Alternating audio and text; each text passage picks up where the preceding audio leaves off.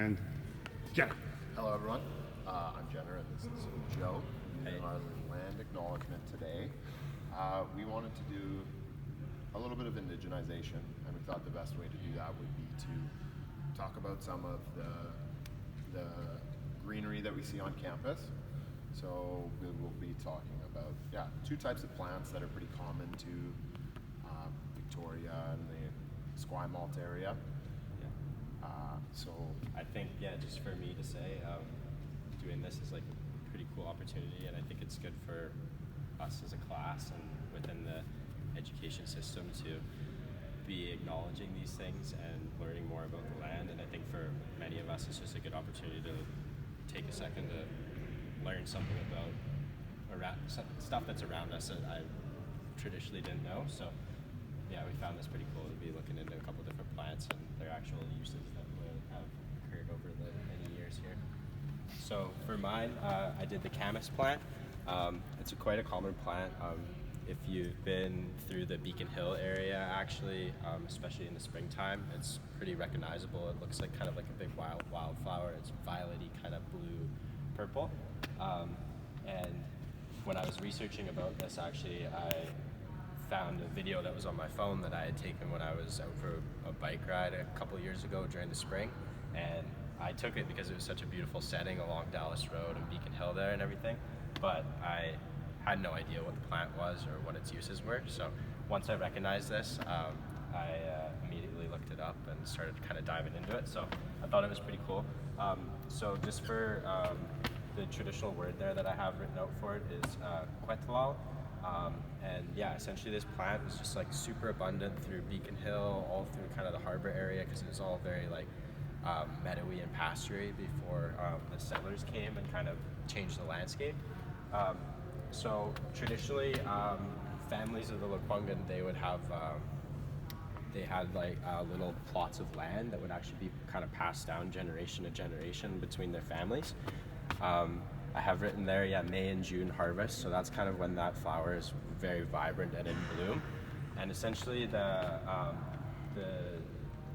people, they would clear their little plots of land, and they would actually burn quite a bit of the shrubs off, and they would cultivate and aerate the soil. And this kind of made like this perfect growing environment for this plant, actually. And when the settlers came and livestock was introduced and plowing was introduced to like the Beacon Hill region, a lot of the habitat for it and kind of this, they had this system that would happen every year where it was very strong environment for this plant to grow. And it was kind of altered, and it's still not, although it is left kind of quite a bit untouched now. Can you eat the fruit? So I was gonna get to it. So what they would do is they would harvest it for the bulb within the soil, and the bulb would be kind of small, like almost like even smaller maybe than like a tangerine.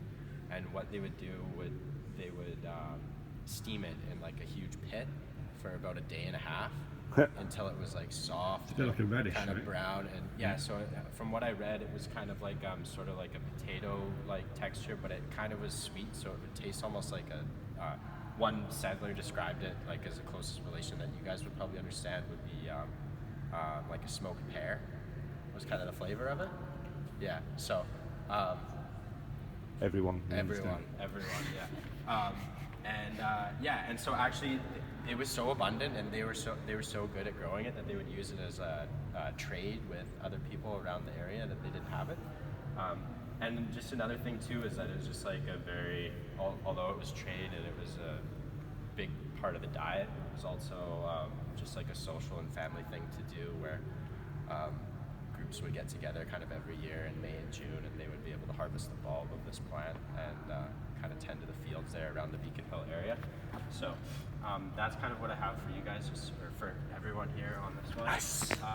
And this is just a quick little video that you can totally see that I took on my phone when I was just out for a bike ride one day, and this is all of it in bloom along Dallas Road there, kind of right near Beacon Hill. Obviously a beautiful setting that we're fortunate enough to live in, and for me it was just very cool to learn a little bit more about just the meaning behind that plant. So thanks, Joe.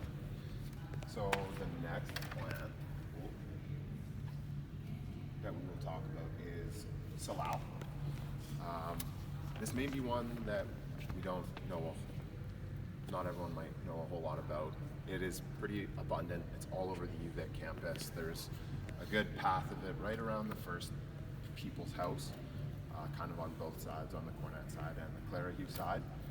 I actually learned a lot about this plant last weekend. One of our activity courses we went on was experiential outdoor education. 137. 137, yeah.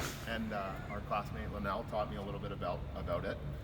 I had seen it forever growing up, and I always assumed that the berries are inedible, but they're actually very, very delicious. They're very similar to a blueberry. They're very high in antioxidants, and they were used by, it was a highly sought after and praised plant by the indigenous peoples of the Coast Salish people. So the plant itself has quite a few different properties.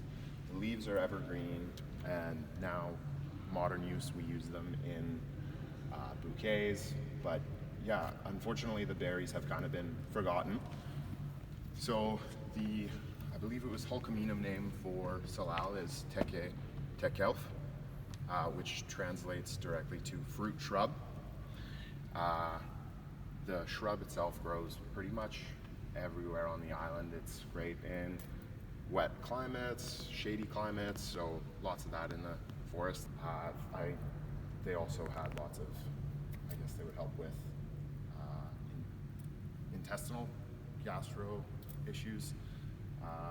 Yeah, and then another one of the modern uses that has kind of come back is using the berry to create a fruit leather sort of texture, and it would be super similar to a way that they would have preserved the berry previously. They just boil it up and mash it out and pretty much turn it into a leather or a cake, and then it could be stored all winter. Yeah, and then there's an image of the fruit leather and also an image of the salal being used in a nice bouquet. And again, it's used in bouquets just because the leaves have a bit of an evergreen property, so they stay nice and beautiful for quite a while. Great. Some questions, observations for Jenna and Joe? Yeah, I've been landscaping for way too long now, and we've been putting in Salal have been in high demand just for whatever reason the last couple of years, and homeowners just want to put it in, whether it's because it has, it's an indigenous plant to the island or whatnot, and it's pretty cool. I looked into it just because it was almost every property we were throwing in, a couple hundred of them, and just learning about the berries and the digestive capabilities of it and the way the indigenous people use it. And I always talk too much to the customers and let them know where the plant came from, whatever, and they almost have a greater appreciation for it. So it's cool seeing it's come full circle again, and the appreciation of a plant like that, where normally in today's world is lost. So the deer don't eat it? They don't normally know. No. They don't eat it. Until they get really, really hungry. Like they don't eat rhubarb, and then they get really, really hungry and they eat all your rhubarb. Yeah, that's it. And then they have very bad stomachs afterwards. They'll eat everything. Yeah. Thanks, Josh. I didn't. Great. That's cool to hear. So it's really popular in Nice. Good to know. And that Josh is a landscaper. Yeah. All right, thank you. Yeah.